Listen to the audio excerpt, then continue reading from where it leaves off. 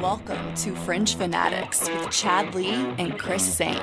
And we are back, ladies and gentlemen. It is episode 112 of Fringe Fanatics. I am Chris Zane. I'm Chad Lee. Thanks for tuning in. Yes, thank you guys for tuning in each and every week. We greatly appreciate it. And if you haven't yet, this is your first time tuning in, please make sure to go like, share, subscribe, and follow us on all things social media. And make sure to subscribe to our YouTube, hit that bell so you get all the notifications and you know what's up. Our subscribers are going up, so keep it that way. Damn it. That's right. But yes, we are here for episode 112. We got a big guest today. We do. Yes, Yeah. Anthony Pagnotta from the, I believe it's the, what is it called? I have it written down.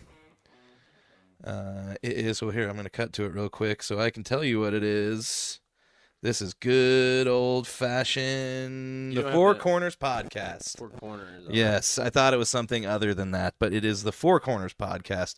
So, yes, you just saw him pop up there. Anthony will be joining us around 5:30, and we will be talking to him about the exciting happenings over there in the UNC world, as Bill Belichick has now been hired as their head coach for their football team. So we will talk to him here shortly. In the meantime, though, we're going to get into it like we normally do on when it's like this. We're going to talk about our weekends. That's right. Yeah, so I'll let you start, Chad. Tell me about your weekend. Dude, are you putting in a Zen? No, I wish. That's a little Are cough you drop. winning and zenning, dude? No, this is in reference to my weekend on Sunday. No, dude. I screamed, like always, at the Chiefs O-line for not blocking Mahomes, and so I lost a little bit of my voice, and so my throat's a little sore. Damn it. Yep. But it was still a great time. Don's wasn't as busy, I think, maybe because some people are dealing with Christmas and all that, so that was great. Posers. Yeah, no, it was fantastic being there. Yeah, we have a great crew there. But Friday night, we did the product inventory count. I stayed at work till about 7:30. I had a 14-hour day on, I think something like that, 14-hour day on Friday. But, I know a lot of other people work long hours, so it's no biggie. Yeah. Yep, and then we worked another 4 on Saturday, and then came back, and then after all that, I worked a 61-hour week last week, so I just wanted to relax. I get that. Yeah, we just put on goes. some Yellowstone and relax. Nice. Yep, and then binge watched. Yep, we watched the UFC fight later that night. We did find out Hannah is kind of a lucky charm when it comes to seeing some brutal, bloody fights. Yeah, because she does enjoy watching the fights, but she doesn't like it when it gets too gory. But coincidentally, the only time she watches them is when that happens. Gory, yeah. And as we saw, UFC was filled with blood and guts. Colby got told, he got his eye cut up so bad that it's going to fall off. Yeah, the doctor said, your eyelid is going to fall off if you keep fighting. Yeah. So, we're going to stop this. Yeah. And I'm just over here like, she's like watching like it's a horror movie with her eyes peeked behind. He was leaking like a stuck pig, dude. Oh, and he kept messing with it too, which made it worse. You know? It's like, just leave it alone, man. Well, you're probably trying to wipe that blood out of your eye, you know, so you're just always like, but it's in your eye because your eyelid's split in half. So it's great because he kind of got dubbed the most overrated fighter after that. You know? Yeah, like he hasn't beat anybody ranked. Nope, never beat a top 10 fighter. And let's face it, I mean, this guy literally was about out the door of the UFC when he kind of put on the Chaos Covington. It kind of saved his career. Yeah. Yep. But it looks like it's back down to the dumps. dumps. He's not looking good now. Yep. So that was Saturday night, and then Sunday we had a great day at Dawn's. Came back, and then it's always the case where she gets a little buzzed at Dawn's, comes back. Damn it. Naps during the afternoon games. So it's great. I watched a bunch of good afternoon games. Fortunately, Greg beat me in fantasy. The curse continues. Damn it, dude. Yeah. That's what you get for running your mouth. Oh, yeah. Well, I did it on purpose. That makes it fun. It does. It does. Yeah. It is pretty nuts that Samir's in the championship 2 years in a row. Yeah, you don't good on see him. that very often. Yeah. Especially in a league as competitive as ours. Well, especially with all the injuries this year. I mean, it's just, if you made it there, it's, you know. And he took the risk at trading for C-Mac like halfway through the year, too. Like, yeah. That's wild. Like, hats off to you, sir. That's pretty good. But yeah, Greg got Josh Allen, so I'm just watching this game and I'm like, God, can there just be a meteor just hit Detroit somehow and just knock him out of this game, please? But wrapped a bunch of presents in the afternoon while she was napping, and then yeah, we got a bunch of Chinese food later that evening. It was fantastic. Oh, nice. Hell yeah. That's good. Well, that's pretty much about it. That's good, man. Nice. Glad to hear it. How was your weekend? Pretty good. I watched the XFL 30 for 30. Oh, cool. It was pretty good. It was good.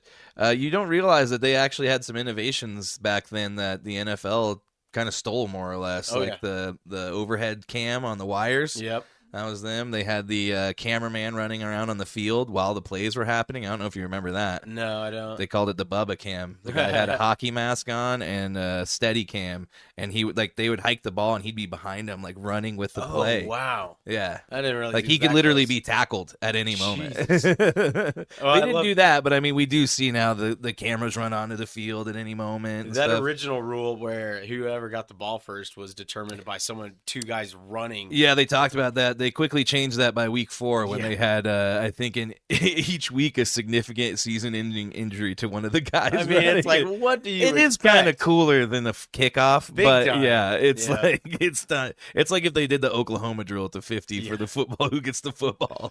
Did you see? I think it was in Colorado, wasn't it? Where the game was. I can't remember where it was at, but it was a high school state championship, and it was whoever got the ball was determined by this chopper dropping it down on the. I did see that, but I don't know who it was. I thought maybe it was in Colorado, but I don't think so. I can't remember. Yeah, and then they had to go run and get it. Yeah, that's pretty cool. wild. I was like, damn, what are they thinking? But yeah, then it also reminded me that they let the guys have nicknames on the back of their jerseys. Oh yeah, that is badass. And then one of my dad's friends got him an XFL jacket with one of the guys who actually was was going to be the face of the XFL. He went by He Hate Me.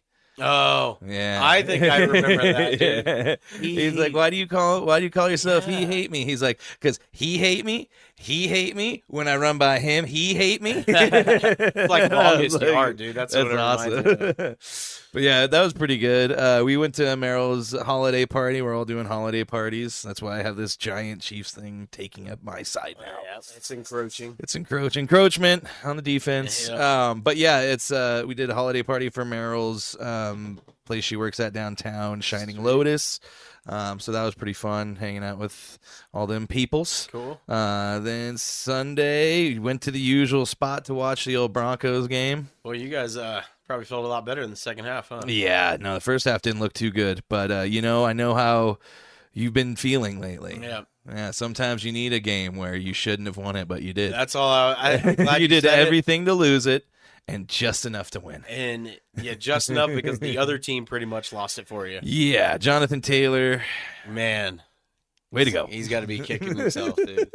Now, I saw where there was 7% of fantasy teams that had Jonathan Taylor lost because of that play. Oh, really? They took the touch? Yeah.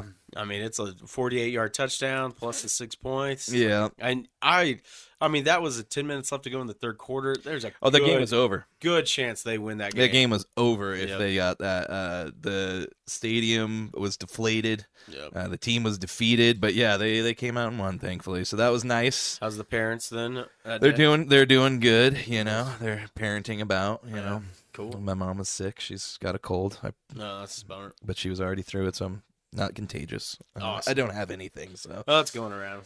But yeah, it is going around. Everybody's been sick. Other than that, getting ready for the holidays, man. Oh yeah, it's coming. You got all your Christmas shopping done? Christmas shopping's done. Nice. Waiting for it to show up now, and now you're hoping it shows up. Yeah. Because for the Secret Santa stuff, we went a little out there, to try and get cool gifts. Because I feel like you always, or not Secret Santa, the White Elephant. Oh yeah. I feel like everybody gets the same type of stuff. So we're like, let's get some, some cool. Mm-hmm. But then you got to order it from somewhere weird, and then you got to hope it shows up. So yeah, definitely. That's why I thought this stuff was pretty cool. I told Danny, it's when you obviously, I'm sure you browse the Broncos merch site and stuff and NFL store. You see the same stuff up there. I had never seen this stuff. I was like, man, hats off to you guys. I'd never seen this cup. Yeah. But yeah. Now you're fancy, dude. Yep. Now, and I had to, of course, unsubscribe from the Bucks site because when you buy it from there, you can now you're I'm like, no, one time, that's it. Maybe in the future, but that's it. Yeah. Week 15's in the book. Now we're moving on to week 16. Yeah, it's a pretty wild week this week, but we're going to get into it as we wait for the time to be right for us to call our guest. Dan says, why they have great stuff. Go Bucks. Not my taste. But, yeah, so anyway, let's get into the headlines. Let's do it, man. Headlines! Get your headlines here! Time for them headlines. I didn't realize this total had gotten this high until you put it on here. That's crazy, man. Yeah. Yep. Well, let's hit the sound bite here, and we'll start talking about some of these crazy totals and things and happenings from the NFL this week. Are you ready for some football? You better be ready for some football. Week 15. Better appreciate it now. Yeah. We don't have much of it left. It's coming to an end real quick. Yeah. We're not going to have any football for a while, so enjoy it while it lasts. We got, what, technically 4 weeks left? Let's see, tomorrow, the next week is week 16. It goes on till week 21. So, 3 weeks. 4 or 5? I can't count. 3 Yep. weeks, yeah. Including the playoffs, yes. Yep. But, I thought, yeah. Yeah. But yes, this week was a doozy. As the game we were just talking about, the Broncos game, had 8 turnovers itself. But there was 52 total turnovers this week That's in the insane, NFL. man. Yeah, there's a lot. A lot of sloppy A lot ball of being stuff played. happening. We actually, I think, broke a record, if I'm not mistaken. No shit. Well, They were second thick while I in pull it the up. Chiefs game.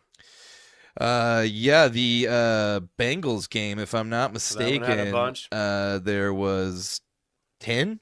Jesus. Yeah, so it's pretty wild out there in the NFL this week. But yeah, so tons of turnovers. What else were we gonna say here? Oh yeah, I was looking for this thing over here, but I can't find it, of course. And it's gone. So Okay. Well, moving on. Lamar and Josh make the MVP a lot closer. If you look at their stats, Lamar is better than most of better Like than Josh, everything, really. except the rushing touchdowns. Yeah. But I think the two more losses for Lamar makes a difference. Yeah. I mean, in the game this week, what do you have? 5 touchdowns, 4 incompletions. Yeah, it was Pretty wild. First player, But then you have Josh Allen just go off. he's just going superhuman. Man. Yeah, I mean it's nuts. he's just playing with his food out there. It's not Yeah, even fair. I found what I was trying to bring up. So the first game in NFL history with 10 combined turnovers and 26 combined penalties. That was that Bengals-Titans game. Ugly where game. the Bengals won 37-27. That was another game where you had a player not hold on to the ball, crossing the plane. It would have Ryan been Battle. it would have been 44-27 if it was for that. But yeah, guys were not holding on to the ball this week. It was like the college all over again. You know, those guys in college football love to drop the ball early. So Maybe we see more of a case where we really need that one all-around bye week, universal bye week around this time of the year, Yeah. maybe a week ago or something like that, because these guys seem to be Well, I mean, this was fatigued. the first week that we haven't had a bye week since they started. So this is like Yep. the most games we've had. Yeah, because last week we had 6 of them. Yeah, but I mean, you know, if they go to 18 games, we probably will have 2 bye weeks. So They should. That'll be happening. Yep. But there was some big news in the Commanders game. Yep. As it should not have been as close as it ended up being. The clock malfunctions as it's winding down as the Saints are trying to score to even up the game. They end up getting down to the 1, Oh, yeah. and then clock is running from like 12, 11, 10, 9, and it just stops for almost 5 seconds. Yep. And then just starts running again, and nobody says anything. The Saints should have probably not even had a chance to do the 2-point conversion, but instead they almost tie the game. And I'm sure there was a lot of people in Vegas that were very unhappy that the over or under, for that matter, was shot on this one. Yeah, it was very fishy to me, especially when you hear Sean Hockley's comments afterwards. Yeah. The reporter asked him, what was up with that? Did you try to get it reviewed or anything like that? That's not a reviewable play. Yeah. And the My reporter's mistakes aren't reviewable. like, yeah. All right. Well, did you guys talk about it? Try to do anything about this? That's all I have for now. What? Yeah. I almost suggested a tinfoil hat for this kind of thing right here because I mean this was egregious. That game should have ended 19-13. Yep. Or what was it? What did it end as? 19. It was 20-19. Yeah, it should have ended as 20 to Yep. Yeah, whatever. But they did not have enough time. They got close, but they somehow stopped the clock. Yeah, and nobody said anything. Nobody can explain why. That's what I'm talking about. This league is far too big. It's an empire. This is the Sith Lords acting out, man. Yeah. I mean, this is insane. They shouldn't be allowed to get away with shit like this. Yeah, you would think that we wouldn't be talking about this stuff, especially now with how tied in they are to casinos and gambling websites and whatnot. I'm surprised there isn't more pushback from them being like, you guys got to figure this out because we're losing our asses on this. I've wondered about that with the kickers. I mean, they're one of the lowest paid kickers or positions in the league. And I remember, just even 10 years ago or something like that, you had guys like Vinatieri. They weren't kicking as far, but I mean, they would go perfect. Justin Tucker would go the whole year without missing one. And then now you're getting these guys that are missing left and right. Bucker missed another one this weekend, his first game back. Yeah, he's on someone's payroll, dude. Yep. Well, also, I saw it. Is he hurt again? Because it looked like on that kick, something weird happened to his left leg. Nuts. Everybody's his leg he buckled. He fell down. That's what he does every time he kicks. But some people think that's what's causing it. Is that he's slips? It's basically bad form to where he allows himself to kind of fall down. It's like part of his motion or something, Yeah. But it's like, you're hurting your knee when you do that, and you just caused a ball to It be looks missed. very weird too. So Yeah, it is. Yeah. But speaking of UNC, which, again, we will be having Anthony on from the Four Corners podcast here in a little bit, former UNC Charlotte football player went down in what was a very, very scary scene in Miami, very reminiscent of the Damar Hamlin injury. Players and everybody right away knew something was bad. The player's name is Grant Dubose. He just gotten activated that day. He'd been hurt for 3 or 4 weeks. Do you Came know back. was it a head injury? I think so, but they were testing him for head and neck injuries. Okay. But you'd rarely see them cut off a guy's jersey and shoulder pads. Yeah. I mean, the helmet's one thing. They'll take the face mask off and take the helmet off. But yeah, they cut That was off. a scary situation. Yeah, he didn't move for 11 minutes. They cut his jersey, his shoulder pads off. They carted him off, and I haven't seen anything. I mean, it sounds like he was in stable condition after the game. Mike McDaniel said that they got positive results, but it's a scary sight again. I mean, we know it can happen at any moment, but it's always eye-opening when it does. But thankfully, I think he's going to be all right. We'll see if he returns to action this year. I highly doubt it. What was the significant injuries? What was that a link to? Oh, there's just a bunch of injuries this week. I mean, let's just talk about the Detroit Lions. That's what I was going to say. Guess how many guys are on IR? 16 players on IR. I thought it was 23. Is it 23 now? That's what I heard yesterday. Oh, that's on defense. Yeah. 16 on defense, 23 total. 23 guys on IR, man. They're dead in the water, man. That's a full team. Basically. 11 and 11. Oh, my God. Yeah, and I feel so bad for him, dude. Sunday was Sunday, right? Yeah, Sunday was the game. Wasn't it? The Lions game? Yeah, it was Sunday. There's been all these games this week. The 2 Monday night games really threw me for a loop, and there's terrible. Ever. Yeah, but yeah, this week Detroit ends up losing. Carlton Davis broke his jaw, I guess. Yeah. I don't know. He's done for the year, well, at least for the rest of the season.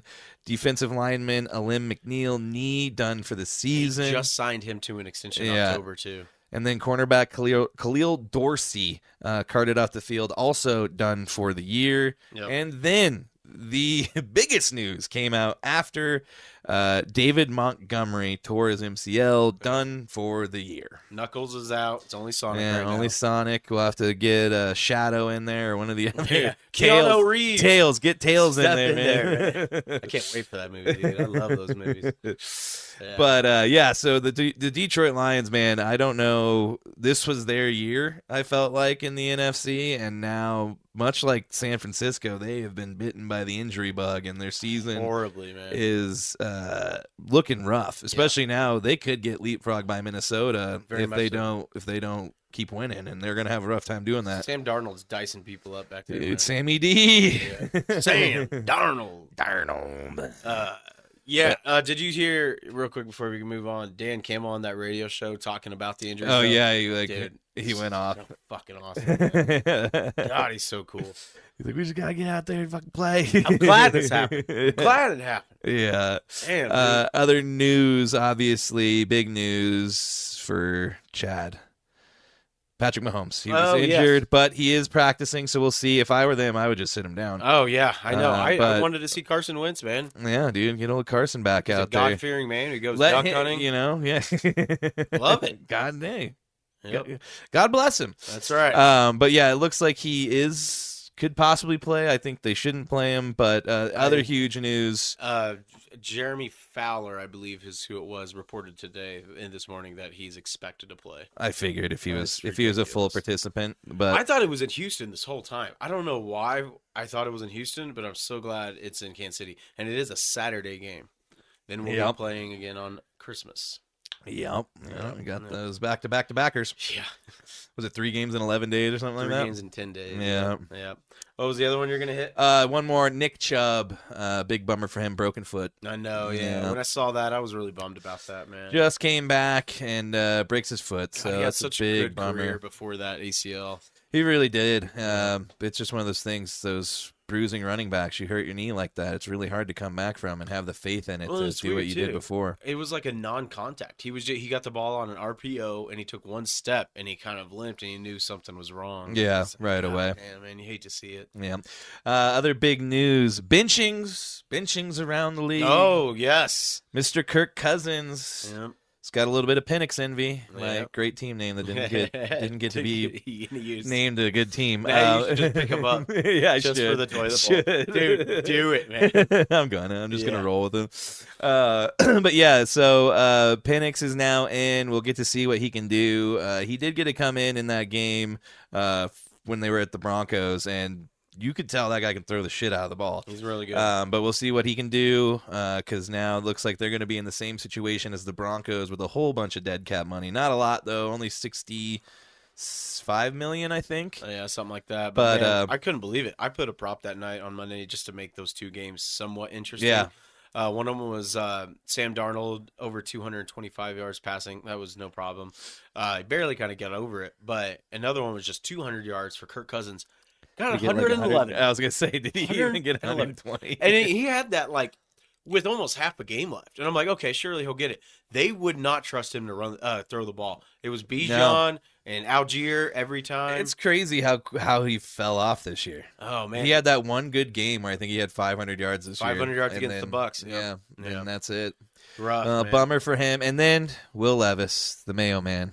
Dude, oh my god, that was done. the worst game of the He's done. season. That last one, man. I was watching the ticker because it was going on the same time as the Chiefs game, and I'm just seeing it like his yards aren't going up, and by like the third quarter, he's still at like 80 yards and like 2 interceptions and a fumble. Yeah.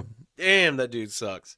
In other news, Max Crosby had season-ending ankle injury, so the Raiders are packing it in.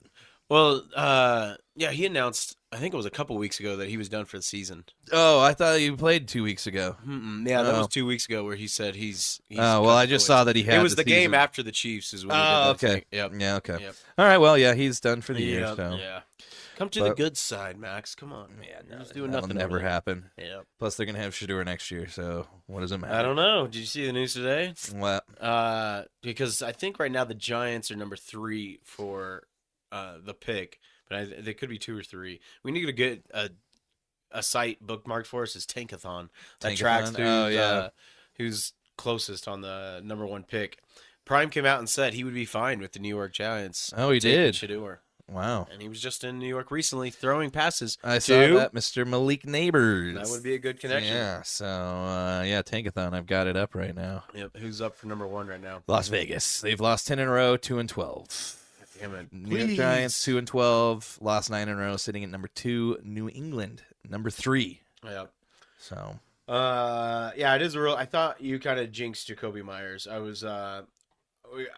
saw you put this on here, Uh-huh. and then Tuesday morning, I checked it and I was like, wait, I watched that game and I watched him have a drop. Oh, Holy shit! And sure enough, man, yeah, I did he had put his that. first drop, and I was, did put that on there. Yeah. I think it was Monday morning. and I looked it up, and then it showed 2023 0 drops, and then 2024 1 drop, and that was from last night. Still though, man.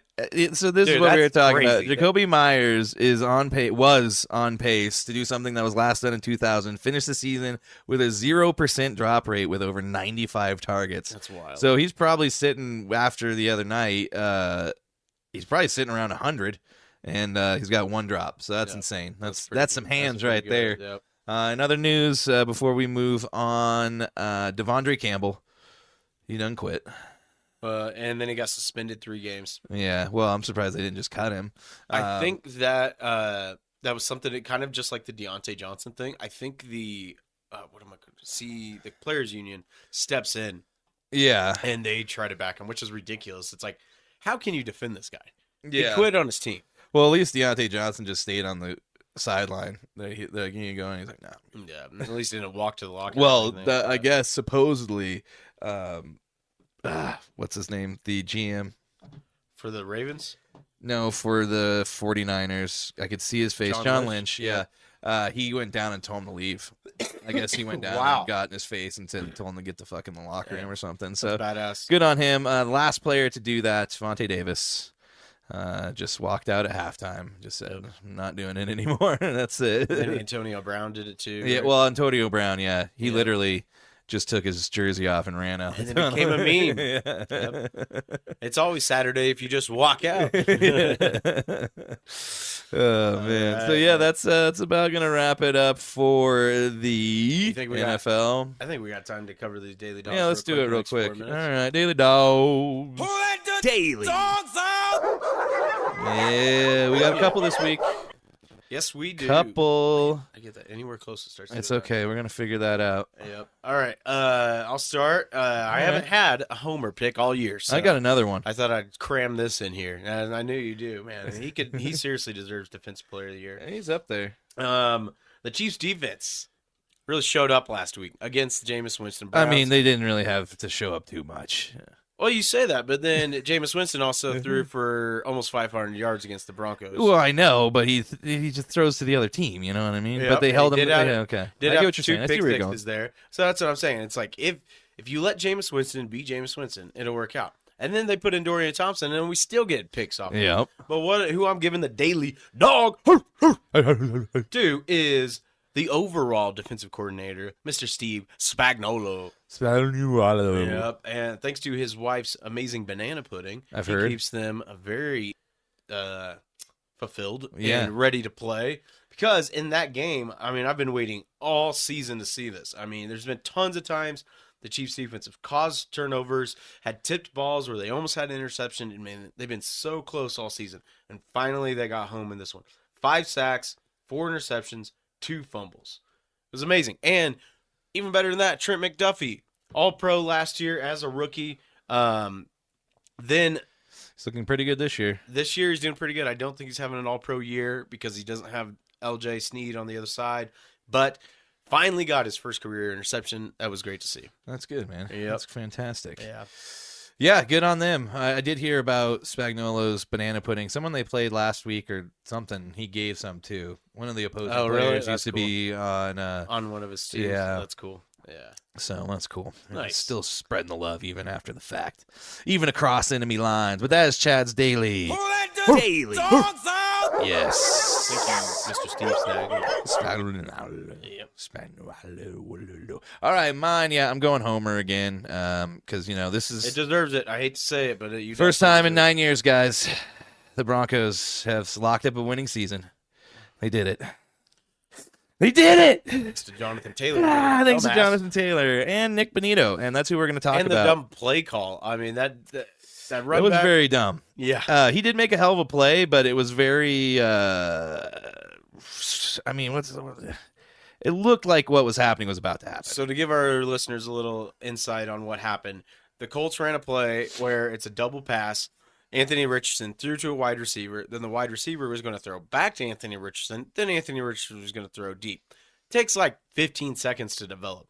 Well, I had heard that I think it was the QB coach or the offensive coordinator for the Colts told that wide receiver, if it's not there, throw it away. Well, and did you hear what he said? He's like, I got the ball and it was there. He's like, until 52 came in, or number 15 came in, like Ed Reed, and just ball hawked the ball. That was a really cool quote. Dude. Yeah. What's nuts that like Nick Benito is the size he is. I mean, I thought he was like a D-back. He's as fast as a D-back, a really fast linebacker. And go ahead and run off the numbers for the whole year. Well, man. he's 6'3", 238. I mean, since week 7, he is generating the 7th highest pressure rate, 17.9% among 55 edge rushers with at least 150 pass rushes over that time frame. His 11.5 sacks are tied for third most in the NFL behind Trey Hendrickson and Danielle Hunter, and his 24.5% pressure to sack conversion rate trails only TJ Watt among rushers with 40-plus pressures. And also, in his last 2 games, Chad was speaking about this, he has recorded the 2 fastest speeds by an edge rusher with the ball this season, reached 19.88 miles per hour on a 71-yard pick 6 against Jameis Winston in Week 13. Then he clips that mark by maxing out at 20.19 while returning Adonai Mitchell's lateral for a 50-yard touchdown in Week 15. So with that lateral, that is a fumble technically, which is so dumb, but whatever. Makes no it's sense. a pass. Yeah. But he became the the first player since J.J. Watt in 2014 to have multiple touchdowns in a season and double-digit sacks. And what did J.J. Watt get that year? He got Defensive Player of the Year, but unfortunately, his brother's really good at football. So I don't know. I mean, if you looked at the numbers, I think Nick Benito really deserves it more. I hate to say that, but I agree. But it's between Myles Garrett, T.J. Watt, and him. You could make, I don't know. Oh yeah, we'll see. We'll see. Yeah, but yeah, that's my daily dog. Daily. All right, we're gonna call our friend Anthony. Give us 1 second here. Yeah, we're like a well-oiled machine tonight, dude. Yep, everything's flowing well. Basically like Chick-fil-A.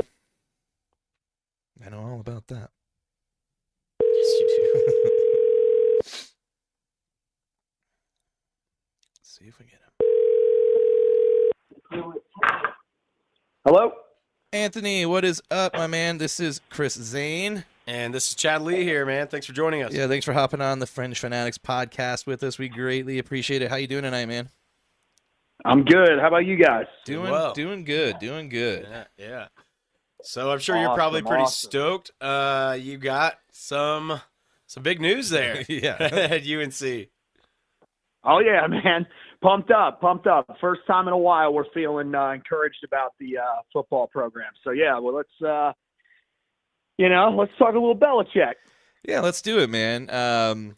So how's it been? I mean, this has got to be one of the biggest things in terms of, for you, covering the team, for sure. Oh, yeah. It's like when Mac came back, it was a national story. It was definitely something because we hadn't seen it in a while, but that's something that we've seen before in college football. Bill Snyder returned to Kansas State. There's been other guys that have gone to schools and then eventually came back and returned. This is just completely off the wall. You go out, you hire the greatest coach in maybe all of football history to come in and take over a program, after he's a guy that, in the NFL doesn't seem like he's really wanted anymore.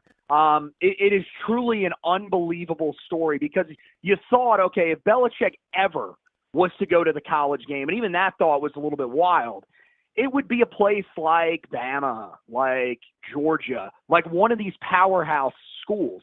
And instead, you got a program that has been deemed a sleeping giant, but is also looked at as a rather mediocre football program. And you find out, okay, he does have connections here because his dad used to be on the coaching staff. Okay. And apparently he thought more highly of it than we even realized. So it is one of the weirdest stories ever. It's one of those ones that is almost just surreal. Like you wake up sometimes and you think about it and you say, is that real or am I in a dream? But now it's starting to become reality that, man, we're going to have, a guy that is one of the greatest football minds ever gracing the sidelines. an executive like Mike Lombardi, who has helped put together 3 Super Bowl champions, and plenty of other, people that he'll end up adding to the staff that'll sort of combine the college game and the pro game in a way that we've never seen before. Yeah, I mean, I'm not gonna lie. When I saw it come across on my notifications, I was like, for a second, I was like, it's not April. It can't be April Fool's Day yet. But yeah, here we are, and it's real life, as they say. So, yeah, this is pretty wild, man. It's gonna be crazy to see what he can do. I mean, I was listening to his interview on the McAfee show earlier, and he was talking about, how him and Michael Lombardi were kind of like the first guys on the the high school, the IG, what is it? I don't know what you're talking about. The high school. Oh, IG. Yes, I know what you're talking about. The big high school. Yeah, I guess they were kind of the first ones to get onto them, and IMG Academy. Yes. There it is, IMG Academy. Yes, they were kind of the first ones to get into noticing what was coming out of IMG, and now I think there's like 21 players from IMG in the NFL right now. I think 40 or 50 in D1, and that right there is a way to just start funneling in these top 5 recruits right away, especially when you hear, Bill Belichick's going to be coaching you. Why wouldn't you go there? Yeah, I mean, and you're right. I think, one of the things that was really interesting when you heard Michael Lombardi talking was that he did sort of say, we really want to get into Florida. And that makes a little bit of sense when you hear the connection to IMG Academy. They want to be national. They want to recruit guys from Bishop Gorman, from Duncansville, from, these massive schools around the country that are known for producing these top-end talents. And, that was something that you maybe imagined every once in a while, especially if it was at, like, the quarterback spot, the way they've been developing wide receivers. Maybe Carolina would stumble into one, when Mac Brown had first returned. But even that, like, you look at the 5 stars that they got, Tony Grimes was a guy that came out of a smaller school in the state of Virginia.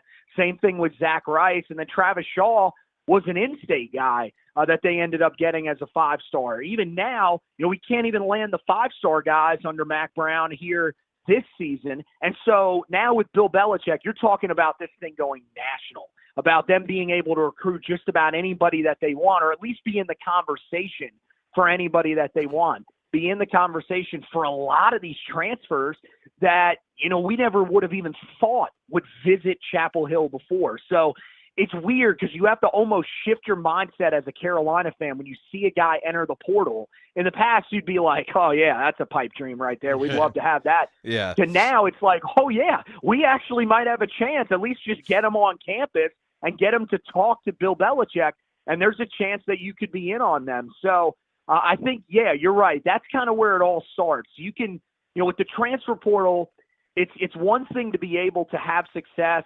building teams like that, but we've seen it can be sort of hit and miss. You do have, some successes. You look at what Kirk Cignetti's doing in Indiana. A lot of those guys come from the transfer portal. Yeah. But you go and look at the team that Florida State had this year with Mike Norvell, team that was built through the transfer portal, one of the worst seasons in program history. So you got that. That's the challenge of the portal, where I think if you recruit well in high school, it doesn't always equal, success, like to the point where you're one of the best teams in the country. I think Clemson's kind of showing that, but it creates such a strong floor for you.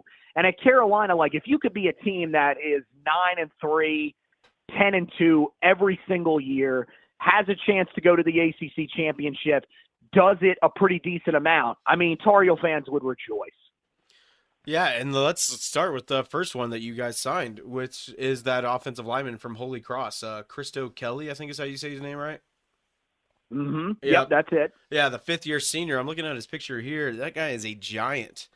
He's got a lot of experience. What do you think about that signing? Holy Cross isn't that big of a school, but, I mean, if Mr. Belichick, the Godfather, liked him, he's got to have something there.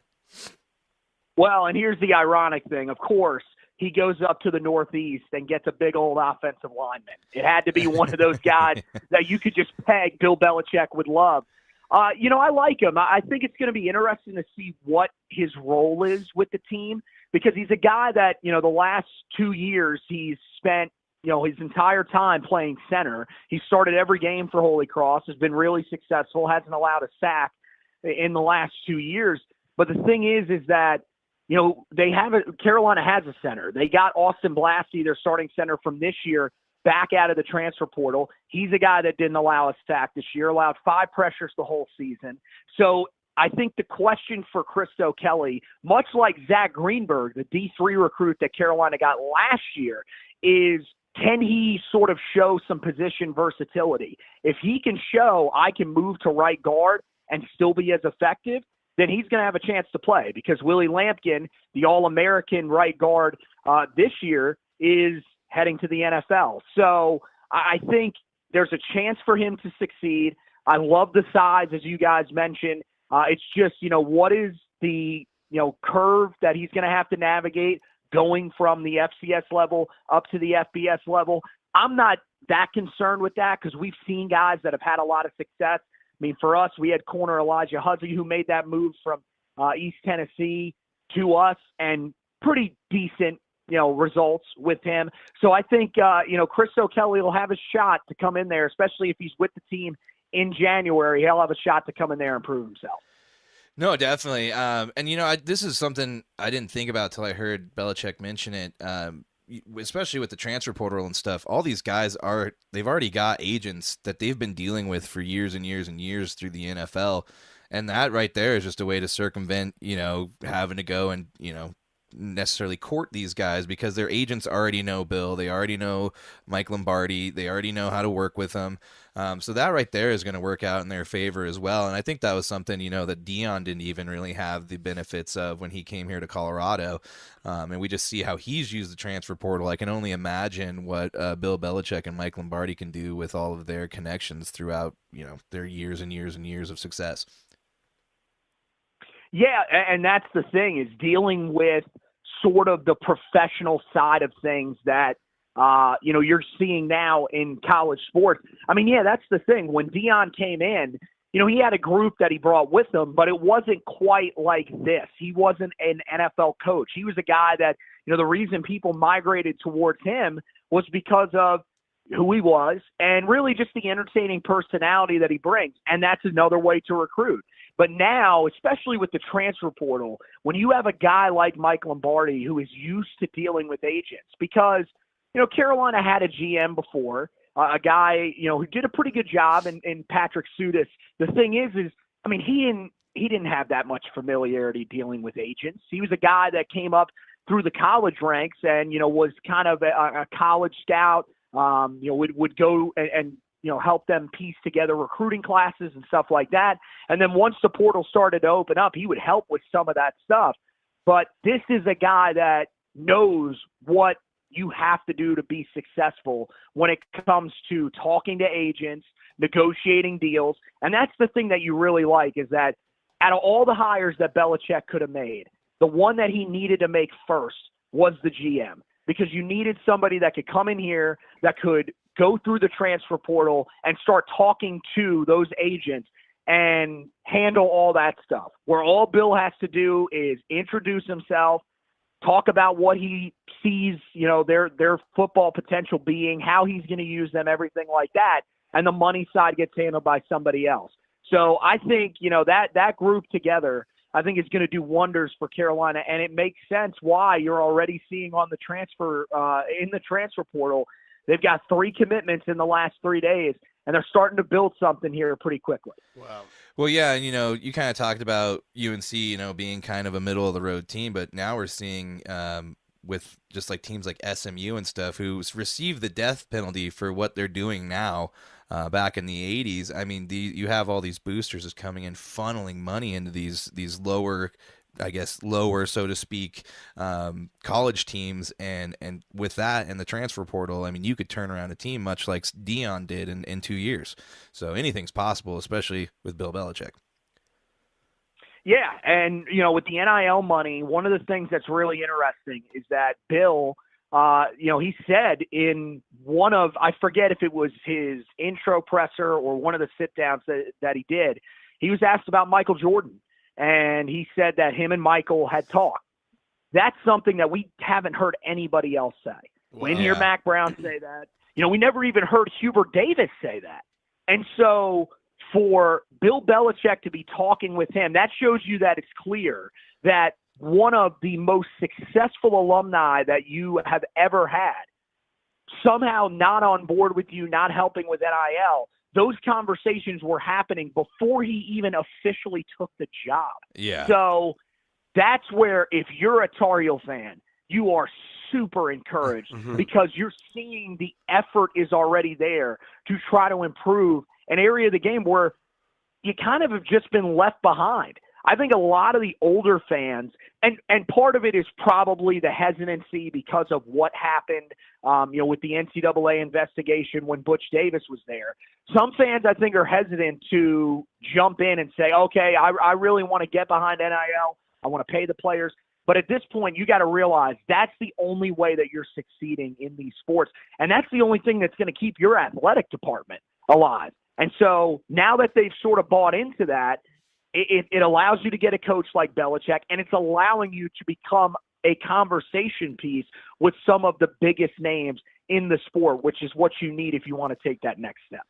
Yeah, and I mean, I can only imagine what they could do if they had Jordan backing them like Knight does for Oregon, I mean, like, Jordan's got probably just as much money as he does, but, it'll be interesting to see if they can finally get him to start funneling money into his alma mater rather than, NASCAR teams and stuff.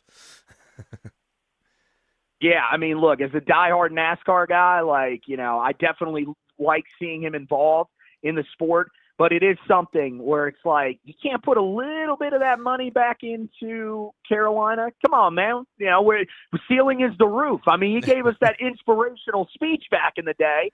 Yeah, okay, that's fine. Now we need a little bit of money. And that's, honestly, that's one of the most interesting things is he gave that speech when he was introducing Mac Brown, but he could not, Mac Brown could not get him on board to actually be a donor once NIL became a big thing. So, hopefully they can reel that big fish in, because I think that's one of the keys to getting to the spot that Belichick wants to get to with NIL. I mean, you got two GOATs right there. Yeah. I mean, so you got the best football coach of all time with, to me, the best basketball player of all time. So it's a recipe for success right there. Because he's even winning NASCAR races. So, he's so competitive. Whatever he wants to put his hand in, there's going to be success. So I would also feel very optimistic about it. And you could definitely see that there was, Bill Belichick was pretty smart about choosing the ACC, because in the ACC, it's obviously one of the weakest divisions for football. I mean, you got Clemson, SMU, obviously, who's doing pretty good. And then Louisville's been good in the past. Florida State's fallen way off. And that's about it. So, I mean, the level of competition. Right. I mean, Pittsburgh, they had their year where they won the ACC. Wake Forest has occasionally jumped up there. But, yeah, I mean, when you look at legitimate college football playoff threats, even in the expanded playoff, it's Clemson, it's SMU, because both of those teams are in this year, and then it's probably Florida State just because of the sheer talent. Everybody else, I mean, it's a crapshoot. Even Louisville, I mean, that's a team that's been good. They've had solid seasons, but they've never really been able to put it together enough outside of when Lamar Jackson was there to really make a serious run at the ACC. So, I mean, that was something that I think, for Belichick, he was probably strategic in that, because, if you go anywhere in the Big Ten, you go anywhere in the SEC, it's incredibly difficult for you to win. Unless you land at one of the powerhouse schools, you should not expect to go in there and just find immediate success. In the ACC, the road to the playoffs is relatively clear. Even, you look at Clemson. That's a team that has dominated in the ACC. But, I mean, you look at them this year, very vulnerable team. The last 2 years have not been typical Dabo Swinney years. And Dabo don't like the transfer portal. Well, no, I was just about to say he finally dipped into the transfer portal. Yeah. Yep. So he's been the most. That's right. His password actually worked. Yep, he figured it out. he finally gave in. Yeah, and so, the thing is then you look at like SMU. I mean, that's a team that I think, coming in first year, the way that they were able to perform this year, they've got plenty of money. They feel like they could be a staying power in the ACC. But even that, I feel like, look, Brett Lashley's a heck of a coach. You match him up with Bill Belichick, which one of those football minds are you taking in a battle of wits? You're taking a guy that's won 6 Super Bowl rings as a head coach and 2 more as a defensive coordinator. So I think that's probably what he looked at, and that was probably a big factor. Hey, I can get to the college football playoff, and I think in his mind, he probably believes year one. Now, maybe that's asking a lot. It depends on how much he has to really overhaul the roster in his mind. But I think he looks at this as a place where he can have immediate success and get to that biggest stage, which I think is part of his goal. We talked about Jordan loving to win. I think that's the same thing for Belichick. I think he wants to prove I still have it. Biggest concern for Carolina fans is that he proves it, and then an NFL team says, oh, we like what we see. We'll end up bringing you in during next coaching carousel when his buyout goes from $10 million, which it starts at right now, to June 1st of 2025, it drops to $1 million. Oh, really? Yeah. A lot of people suspect, too, that he kind of did all this large part, too, just for his son, to kind of guarantee Steve kind of has a solid place kind of thing. Good old Steve. Little nepotism there, but, we'll see how that pays off. Have we heard who he's chosen for his offensive and defensive coordinators yet? I know Josh McDaniel and Mike Patricia have been in the mix a lot. Yeah, I mean, and naturally, those are guys that, were with him for a long time in those positions. I would really hope that Matt Patricia is being considered for DC and not offensive coordinator. Yeah. Come on, that works so well.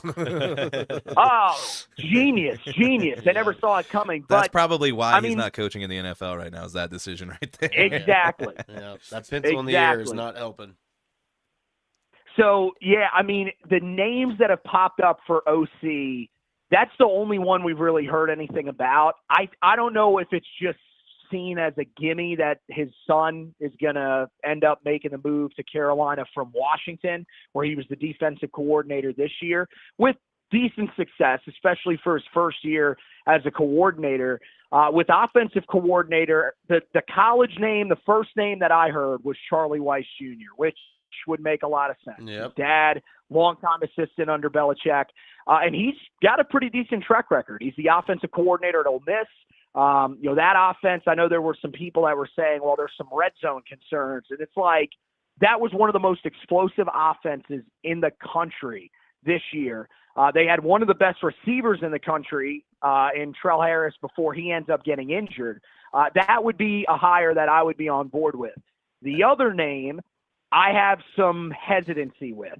That's Scott Turner, the offensive coordinator, interim offensive coordinator now for the Las Vegas Raiders. He, of course, prior to going to Vegas, was the offensive coordinator for the Washington football team, Commanders, whatever the hell you want to call them this week. So, and look, he's a young guy. That was a tough job. I mean, you look at the quarterbacks that he had to coordinate that offense with during that time. It was not a great group, not one that I would recommend if you want to stay working in the NFL.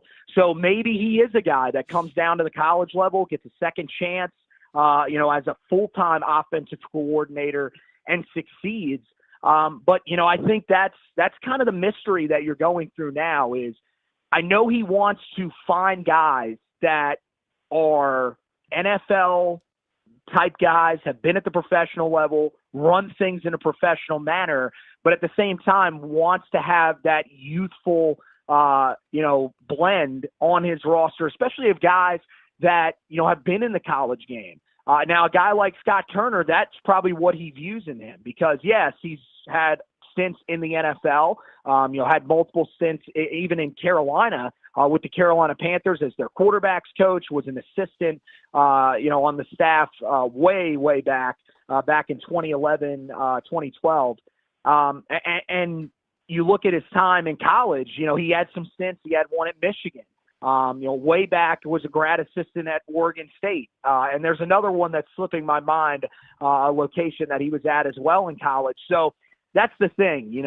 I think he's looking to kind of mix that group together. And so you might see, like we're seeing there, one of the candidates is a guy that's succeeding right now in college. The other one is a guy that's in the pros and that, he thinks has some upside to him, and that could eventually be the guy that he brings in. So very interesting times for sure with him trying to piece together that staff. Yeah, definitely. I think I would lean more towards the Ole Miss guy. I mean, I saw this year Jackson Dart passed Eli Manning for his most passing yards record for that school. I mean, that's a pretty big accomplishment there because Eli really put up a lot of numbers there, and Jackson Dart's just done nothing but raise his stock there. So Lane Kiffin and that offensive coordinator has done a great job with that offense down there. Yeah, I think so too. And one of the things they kind of got on him about, some people were complaining about the fact that they didn't run the ball a whole lot and everything like that. Well, when you lose a guy like Quinshon Judkins before the season, you lost that guy because Ohio State just had more money. That's one of the best running backs in the entire country. And then you've got a guy that hasn't really played a lot in Ulysses Bentley. He doesn't end up really panning out as the same type of guy that Judkins was. And I think, Ole Miss fans really just got frustrated with the fact that, we're throwing the ball. We became predictable as the season went along. But I'm not worried about that. He's a young mind as well. And I think he's the guy. I mean, you look at the backs that Carolina has had over the last few years. I think especially if you keep Larry Porter on staff, which I would, he's a tremendous running backs coach. He's got background in special teams as well. So that's a guy that's very versatile, can help you in a multitude of ways. I think if he continues to recruit guys like Javonte Williams, Michael Carter, that's Chris's boy. Yeah, I mean Hampton. How can you get any better than that? You're putting those guys with whatever quarterbacks Charlie Weiss Jr. is developing. I'm feeling really good about what the offense can look like. Yeah, things are definitely looking up for you guys. It is an exciting time. We'll let you get out of here, though. We don't want to keep you too long. We appreciate your time greatly. If you could, man, could you just give everybody a rundown where we can find you at? Yeah, HeelToughBlog.com. That's the website. And then the podcast is the Heel Tough Blog podcast, covering everything that's going on with Bill Belichick, everything Tar Heel football. Tomorrow night we're talking about recruiting, going to go in depth. We're able to keep 4-star quarterback Bryce Baker, 4-star edge rusher Austin Alexander, and now they're looking to add some guys to that class. Not a lot of guys left out there. Yeah. Slim pickings in that 25 class because everybody likes to sign early. But Bill is still going to work some things, get a few more guys in here, and of course any of the stuff on the transfer portal. I mean, we're putting up 4-5 articles a day. That's on top of me having a full-time job during the day. So, mad respect. I mean, that's man. the thing. Yep. So yeah, I'm balancing it, but I'm trying to keep everybody up to date on what's going on. And look, man, this thing's going national. So even if you're somebody that's jumping in now, really just wants to know about the Belichick side of things, and that's why you're interested, jump on. We're welcoming you, please. Well, I'm glad we got you as a correspondent because I'm really excited to see where this is going to take the program, and hopefully we can circle back around later in the future and get you back on and get a little more insight. You really know your shit, definitely. Man. You just spit off all the stuff on the top of your head. I'm like, God damn, dude, you are tuned in. Yeah, you ran out of things for where that coach worked, and I was like, you just rattled off like 4 of them. I'm like, don't even worry about forgetting one. Hell of a memory, sir. Yeah. Well, man, we greatly. That's right. We appreciate your time, man. And then, yeah, like Chad said, we'll have to have you back on. I mean, we're gonna have to talk some Tar Heels basketball here soon too. So. Oh dear God, please no. Yeah, I didn't want to bring it up. Sorry about the loss last night, man. I didn't want to bring it up. Damn Florida. Hey, we just had an hour-long vent session on the other podcast that I'm on. So trust me, it's difficult times, but we're letting it out. And hey, man, that's the one thing. It's rare that we say, hey, we can look at Tar Heel football and be encouraged. Thank you, Bill Belichick. You are helping us out, You man. got a fallback now. That's true. That's so true, bro. Well, thanks, Anthony, man. We'll talk soon. Have a great night, and thank you again, man. Yes, thanks a lot, sir. All right, take care, guys. Have Thanks. a good one, man. Bye. That was Anthony from the Four Corners podcast. And yes, that man knows his stuff. That was great, man. It's nice to see people that are that excited about, when something like that comes in. I remember when you guys got Russ, that kind of like panned out a little differently and stuff. But What do you mean? Yeah. Turned out great. Oh, yeah. Well, with the Peyton thing and Bo Nix, it is now. And Yes. this is huge for that college. I didn't even know anything about Lance Leipold when he came to KU, but he has totally turned that program around. Yeah. So, yeah, we'll have to have him back on for sure. Yeah. That was very Such a entertaining. cool last name, dude. Yeah, Like Anthony Pagnotta. Sounds like he owns an Pagnotta. Italian restaurant or something. Pagnotta. Him and Yes. Tommy DeVito are going to be hanging out now that he's injured. So true. Yes, well, it is time for the music break. And The this Teflon Dons. The Teflon Dons are coming at ya with a song called Drinking and Dreaming. So Hit it, Christopher. I'm going to hit it. That's the wrong thing to hit. Dang it. Right now. Almost. Hold on. There's a little bit of a pause in this one. And we're out. Everybody's looking for some way in. I've been looking for some way out. I've been wasting my time standing in line. If this is what it's all about, all I got is a job that I don't like and a woman who don't understand. Tonight in this bar, I'll get in my car, take off for the promised land. Drinking and dreaming, knowing damn well I can go. I'll never see Texas, LA, or Mexico. Here at this table, I'm able to leave it behind. Yeah, I'll drink till I'm dreaming, 1,000 miles out of my mind. This suit and this tie are just a disguise. This ain't really me. Some people are born to be tied down. Some people are born to be free. When I look down the road, she don't know how it gets under my skin. She's got my body, but my heart and soul are out there riding the wind. Drinking and dreaming, knowing damn well I could go. I'll never see Texas, LA, or Mexico. Here at this table, I'm able to leave it behind. Yeah, I'll drink till I'm dreaming, 1,000 miles out of my mind. Yeah, I'm drinking and dreaming, knowing damn well I can go. I'll never see Texas, LA, I'll never see you. Here at this table, I'm able to leave it behind. Yeah, I'll drink till I'm dreaming, 1,000 miles out of my mind. Yeah, I'll drink till I'm dreaming, 1,000 miles out of my mind. And we are back. Oh, yeah.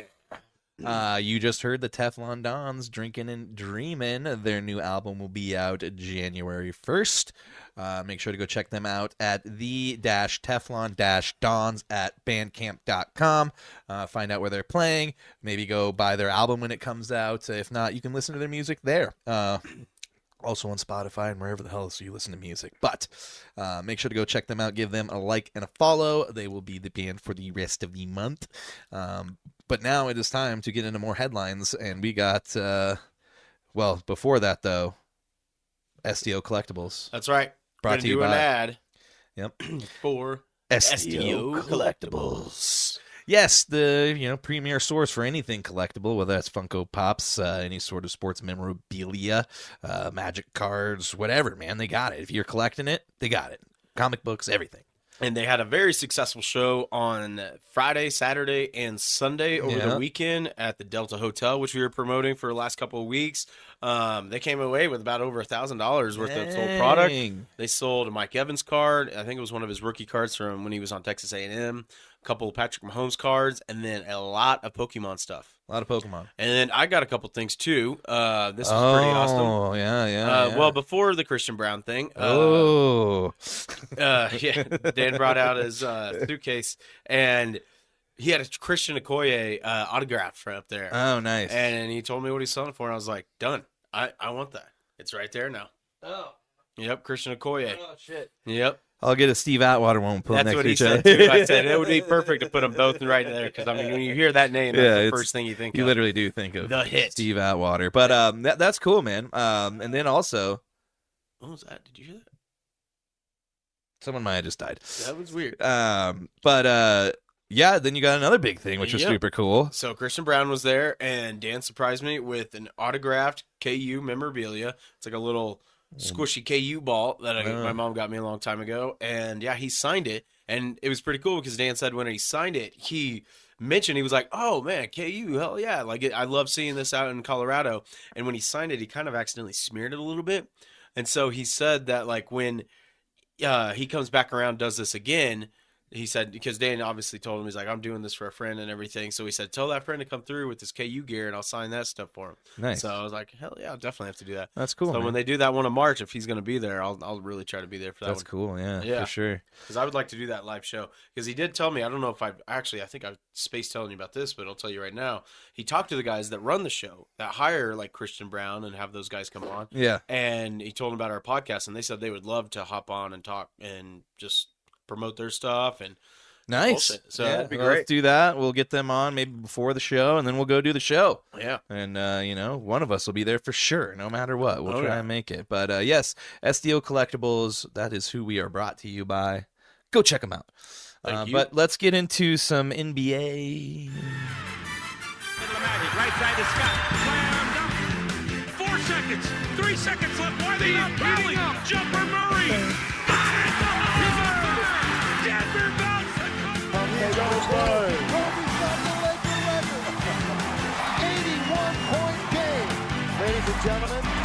Well, it's over, guys. The NBA Cup.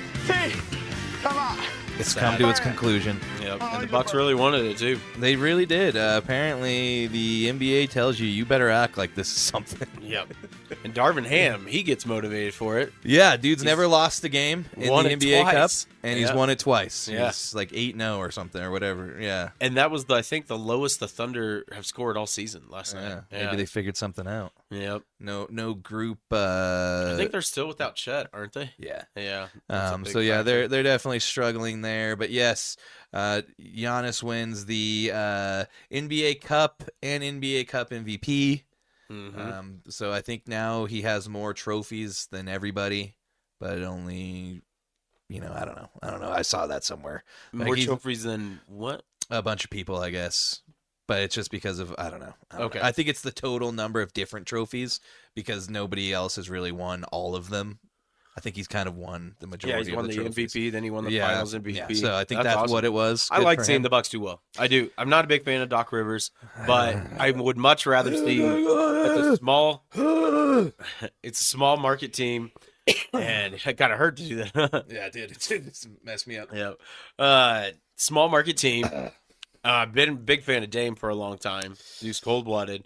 And I'd much rather see the Milwaukee Bucks be good than The Lakers No, I'm talking about just East Coast. Oh, okay. Than Then like the the Celtics, Celtics or yeah. the Knicks. Because even the Cavs, I root for the Cavs to do well. Yeah. We Cavs saw haven't done well. Spida just like torch us a lot. So Yeah. I like seeing them do really well. And they're still first in the standings. Yeah, definitely. Also, big news for Dame Lillard. Signs a lifetime contract with Adidas. So he's going to be getting paid for a very long time. That's till pretty he's cool. dead, I guess. There was also news today that Asia Wilson signed a 6-year deal with Nike, making Oh. her the richest women's sports signee. That's the only way they're making money, unfortunately. But, yeah, so other news. There was a crazy game on Friday. Golden State Warriors and the Mavs set a new NBA record with 48 combined three-pointers made in a game. The Mavericks, who won the game 143-133, connected on 21 of their 41 long-range attempts for a total of 51.2%. And the Warriors shot 27 for 54 from deep with Jeez. 50%. 54 Yeah, threes, set a man. new single-game NBA record, eclipsing the previous mark of 45. And now this story, we just talked about this story. There's another story going on that a lot of people are mad with the way the NBA is nowadays because, Yeah. I mean, if you look at like they did like a shot selection chart of like the last 20 years compared to like the first 20 years, Yep. and it's literally just all around the perimeter and all in the paint. Yep. And then there's like sparingly. And then I you would look like- at before and it's just like all in the paint and mid range. You know what I like about those though too? The Nuggets aren't a part of that. We don't shoot a lot of threes because we aren't good at threes. They can't. Really. Yeah, They can't So, shoot 'em. We rely on Nikola Jokic and like the 2-point games. Yeah. So I like that we're not really a part of that. But yeah, after the NBA Cup, Adam Silver was asked about the drop in NBA ratings and the proliferation of the 3-point shot. Nice choice of words there. Well, that's just what I read. So Okay. just I like it. I'm not smart. You should have just rolled with it. But like I memorized know shit. I read the Thorth. But today. yeah, there's a lot of proliferation of Uh-huh. the 3-point shot, and it just, he didn't really have an answer for it. He tried to defend it as much as he could, but I mean, it gets boring. These guys run down halfway through the court, throw up a 3-point shot, whether it misses or not, or they run pass back. it around the perimeter and shoot a 3-pointer. Yep. I mean, I'm not gonna lie. I've watched less NBA this year than I have in probably 3-4 years. Yeah, I mean, it doesn't help that the Nuggets aren't doing the best. They've been doing a little bit better, but and now they're involved in a lot of trade talks. But yeah, it's been a little bit harder to watch. The games aren't as fun, and it sucks for the Nuggets too because they go out and score 130, but they have no defense, and the other team shooting 33-pointers, and they win the game 129-131. You know what I mean? It's It's sad. like, yeah, you go out. That's what these teams are doing to the Nuggets because they know the Nuggets can't shoot threes. So it's like, we'll let you run your 2-man game, and every time we make a shot, we're going to get one more than you get. So it's just by the rules of attrition, we will win. Yeah. But yeah, it's definitely been a big bummer. Another big bummer for the Sixers. Embiid's out again. They're optimistic on his timeline to return. I think he'll probably be back within a week or so, but he fractured his sinus in the 121-107 loss Friday. Oh man, I remember when that happened, and he was like just flailing on the ground. Yeah, Like he had just been. I didn't realize he fractured his sinus. Yeah, broke his sinus. Man, this guy's Mr. Glass. Yeah, there has been 121 facial fractures in the 78-year history of the NBA. Embiid now has 3 of them. Man. That's a lot of times to You break can tell your face. he was not in very many fights growing up. No, apparently not. Well, and one of my favorite posts or memes concerning Embiid is Ricky Pearsall. He was shot in the chest Yeah. and has played more games than or missed less games, however you want to put it, than Embiid. Yeah, he So- missed 4 games after getting shot in the chest. Embiid missed yeah. Either way, Embiid has missed a lot of games due Yeah. to sore knees. Sore knees, sore feelings, whatever Sore it is. face Sore now. face, can't breathe right. So he's going to be back probably rocking that cool black mask that he's rocked in the past when he's broken his face. Yep. We're looking going to move like on to a Batman. more positive story. Greg Popovich is on the road to recovery after suffering a mild stroke November 2nd at the first Frostbank Center. Did you is No, it it's Frostbank Center. Oh, wow. It's Yeah. like, whoa. I had to First Bank double Center check. just got demolished. I know, it's gone. Yep. Yeah, R.I.P. Well, the NBA's all-time coaching leader in wins. Popovich has led San Antonio to 5 NBA titles in addition to winning a gold medal in 2021 at the Tokyo Olympics as the head coach of USA Basketball. Popovich is in his 29th season as that's insane. 29th season Yeah, as San isn't that Antonio's crazy? coach. Yeah. Almost 30 years. But it's good that he's on the road to recovery. Yeah, definitely. Basically, as of right now, it kind of sounds like he's out indefinitely, but in the meantime, they have named assistant Mitch Johnson as the interim head coach for the foreseeable future. Jesus, I can get that out. For the foreseeable future. And they're just going to give Pop time. I think he probably will come back. It sounds like it was pretty mild, but he is going through rehab and stuff. So big ups to Pop, as he is one of those like quintessential coach. He's like a funnier Bill Belichick. Yeah. And he's like kind Very of curmudgeon, but Always leaned into the international players, so I always appreciated that. I thought yeah, that was cool. yeah, he has always liked them guys. But yeah, good load good for management. him. Other news: some of the NBA players are a little upset about it. The season's new format for the All-Star Game is here. It is a 4-team, 3-game, 1-night tournament with 3 teams of 8 All-Stars apiece, and the 4th team being the winner of the Rising Stars Challenge for the first and second-year players. The winning team in all games will be the first to score 40 points. So now you got to play like 3 games. Yeah. It's going to be boring. There's going to be no defense. I'm kind of the only thing that piques my interest is the Rising Stars because I think they'll be very motivated to try to beat these old dogs. So Yeah, see. we'll see what's going to happen. I still think we just need to go to the international versus the U.S. and see what goes on there. I think that'd be way funner to watch, even if they aren't playing defense. At least there's something. I think they would too. I think they would take it real serious. Yeah, well, the European guys would. They'd Yeah. be playing defense and That's stuff. right. Well, let's run down the standings just real quick. In the Eastern Conference, I'll do those. We'll run down the top Let's 8 teams. do- So let's just yeah. go through. Cleveland Cavaliers still number 1. Then the Boston Celtics 2. New York Knicks at 3. Orlando Magic round out the top 4. And then Milwaukee Bucks 5. And the Heat 6. Yes, and then moving into the Western Conference, our Nuggets, I'm going to be able to say their name finally. The Oklahoma City Thunder are in first, 20-5. Memphis Grizzlies in second. Houston Rockets in third. Dallas Mavericks in fourth. And in fifth are Denver Nuggies. And then in sixth, the Phoenix Suns. Hey, so a couple points to keep this heart of the paint going. Yeah. For one, let's just touch on the Phoenix Suns. The owner of the arena down in Phoenix just announced something. If we didn't have Teddy Bridgewater coming up, we would do him for the DDOE. But the owner of the Phoenix Sun did something really cool that Mr. Kroenke and a lot of others should think about, because no one wants to go to a ball game and spend $16 on a hot dog. Oh, yeah. I know what Brought you're talking all about. of his concessions down to $2. Yeah, there's I think there's other ones, but it's like the quintessential Like concessions. the main things, yeah. Your nachos, your pretzel, Soda. your hot dog, your soda, all $2. Dude, the worst thing is getting a bottle of water, and paying $10. They changed it from $9.50 to now it's $2. Thank you. Yeah. Oh God, it's about time. Yeah, we know how it is, man. You go into these places and and the tall boys that I normally drink on the show, I pay $3 for, and somehow magically they have gone 5 times up in price just because I walk through Ball Arena's doors. It's insane. It's wild. Yeah. So hats off to the Phoenix owner for doing that. Yeah, It's good pretty on cool. him. Then to touch on the Nuggets, I think there's some kind of superstition, weird thing in the air going on where it was last Thursday when we started the count. We went to State House afterwards because I had to decomp, and they were playing the Clippers. And I said, all right, every time I'm watching the Nuggets, they're just not playing good. So I'm just going to not pay attention. I faced the other way when we were eating. We won by 22. There you go. Yep. So And Chad then- can't watch anymore. I know. It sucks. I'm just going to watch highlights and clips. And actually, to circle back, that's another reason why they say that the ratings are down so low, because nobody's watching the games. They just watch clips later on Twitter and stuff. Well, that's the thing. It's like the long running gag is that you can watch the last 2 minutes of a basketball game and get the entire story. It sucks, you yeah. know? What I do a lot of times, when I've told you about it, when I miss a Nuggets game, if you go to YouTube and just YouTube, type in, all right, just so they played on Sunday night, which I was going to get to a second. God, who they play Sunday night? It was a great game that they won. What? Who'd the Nuggets play on Sunday night? Oh, they won shit. at the last second. It was They're DeMar DeRozan. They were playing him.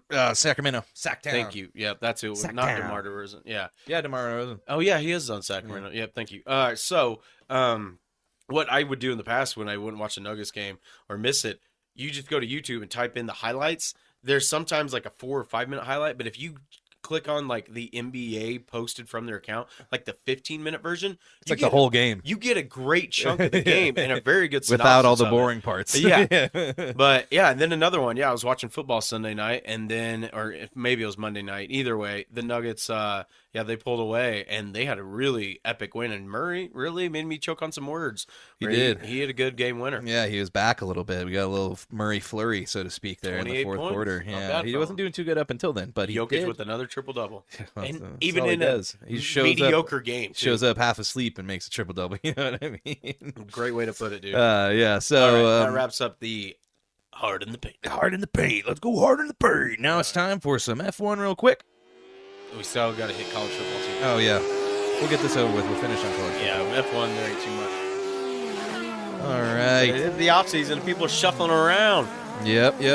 People are on the move. Yep. Things are happening. Red Bull makes the decision, and Sergio Perez will leave the team.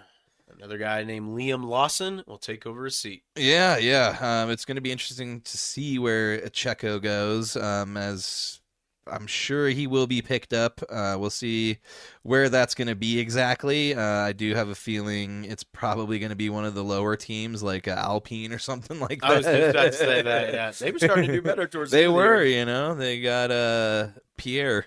Mr. Pierre Gasly. Yeah, Mr. Pierre Yeah, I think he Gasly. finished in the top 5 in that last He race. did. So, that is basically all we have as we wait for the season to wrap up and for Drive to Survive to come on. Oh, yeah. Oh, yeah. All right, let's hit some college football. Let's do it. 390. Check. Check. Red 18. Red 18. Needle dick. Needle dick. Needle dick.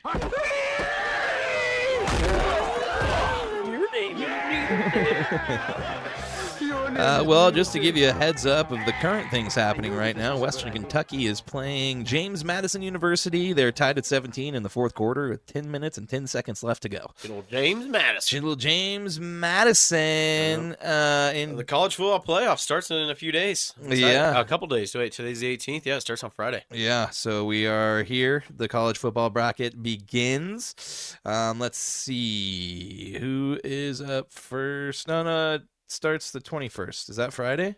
Oh, is it? No, I thought it was the 20th. I guess if it's the 21st, that'd be Saturday. Saturday. Okay, so we It got. sucks, too, because the NFL games are going to be going at the same time. I know. Thankfully, the Broncos game ends right before CU's bowl game. But on TNT and Max at 2 p.m., Clemson versus Texas.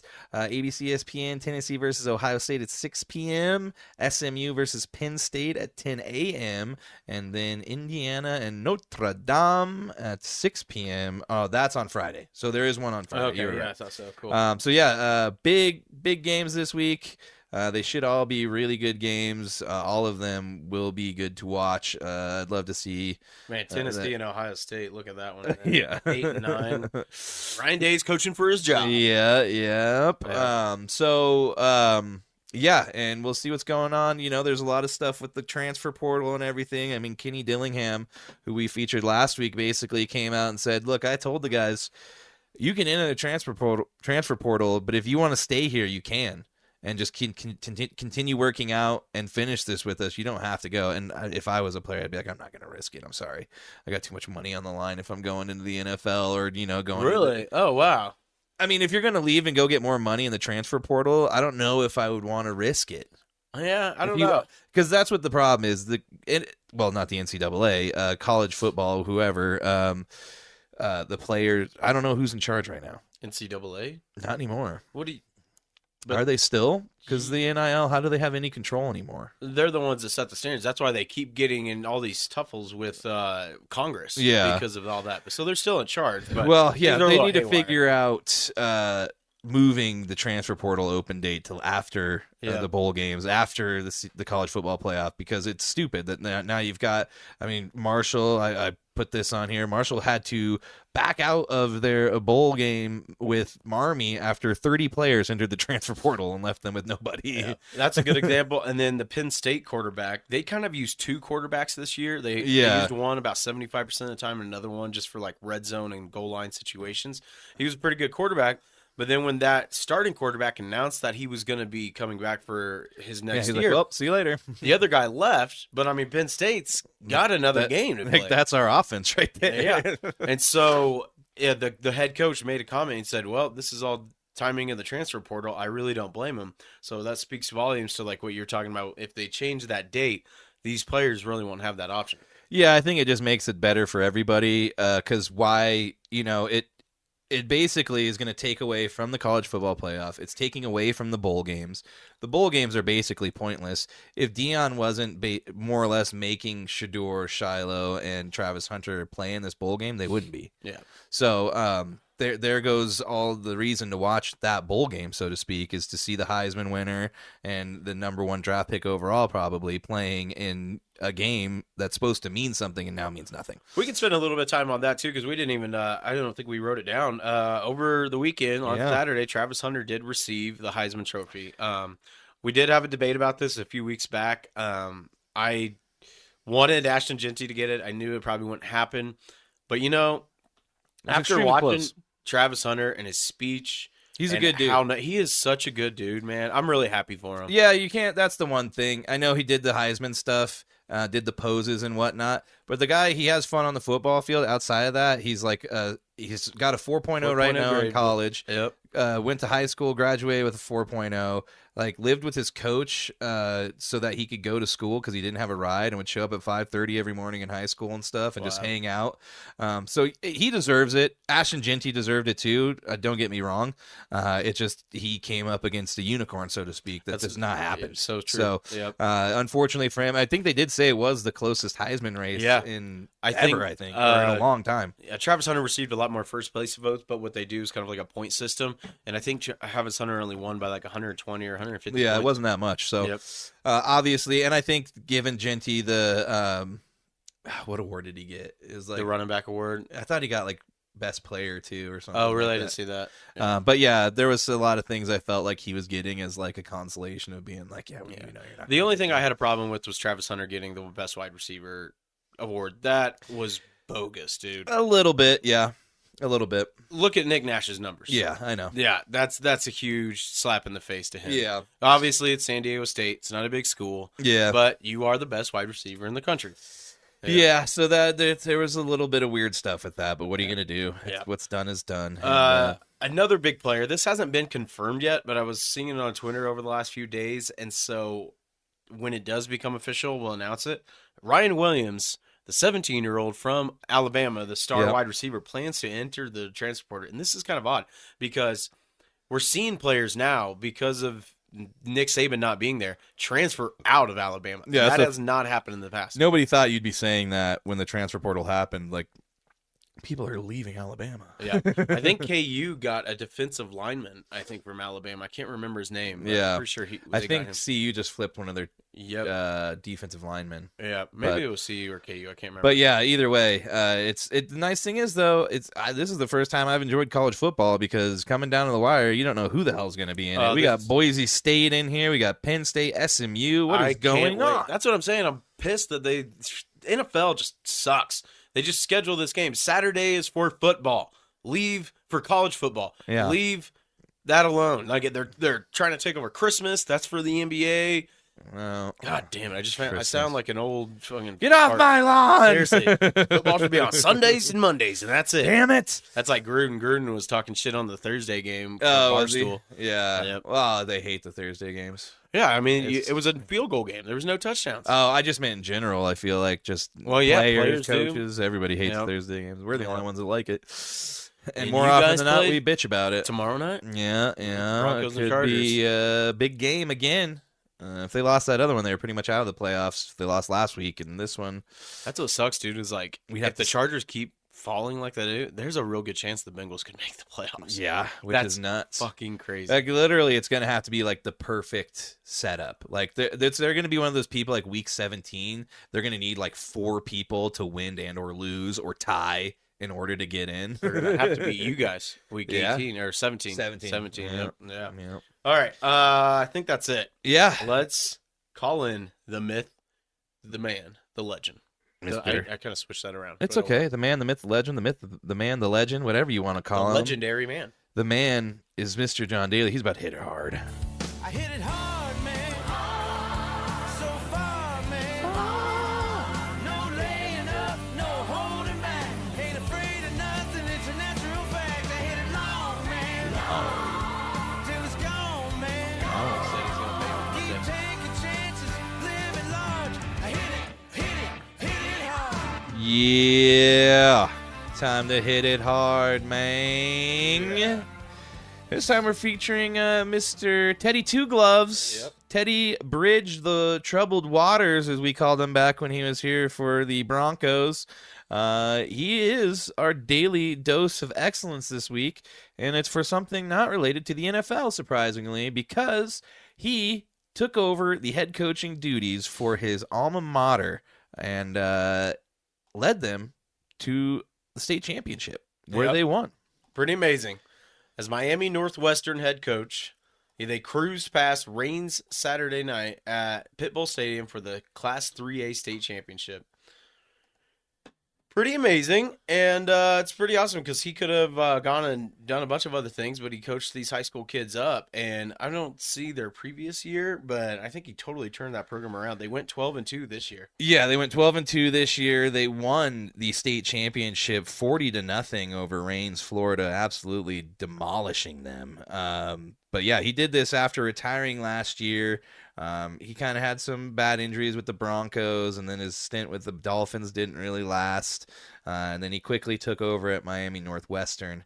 And yeah, they are now state champions, which And they weren't before. They outscored their 5 opponents in the state playoffs 263-12. Yeah, I saw that like all the games leading up to it was like 40-6. Yeah. Like, I mean, dude, even if they scored 6, 5 games, only giving up 12 points. That's nuts. Damn, Yeah. He turned that program around. Yeah, no lie. So yeah, and now, now there's inklings that maybe he'll be coming to the NFL to coach. Yeah, so, he did say this yesterday. He said that there's a chance he might try to make an NFL comeback. Yeah, and I think he'd be a great coach. He always seemed like one of those good locker room dudes. Whenever Yeah. he was here, I was just like, hey, I don't know what he's gonna do, but he seems like a great dude. He was a pretty cool guy. Yeah.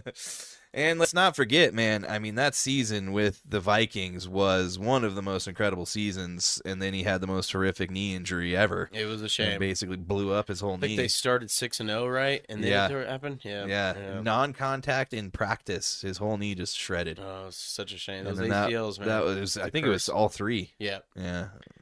Yeah, that was But a nasty injury. nasty but, injury for good him, for but- those kids, and those kids are going to remember it, and you never know. Those kids might go on to play some NFL football. Yeah, he might be coaching them in the NFL here in a few years, so we'll see how that goes. Big Yep. ups to Mr. Teddy Two Gloves Bridgewater.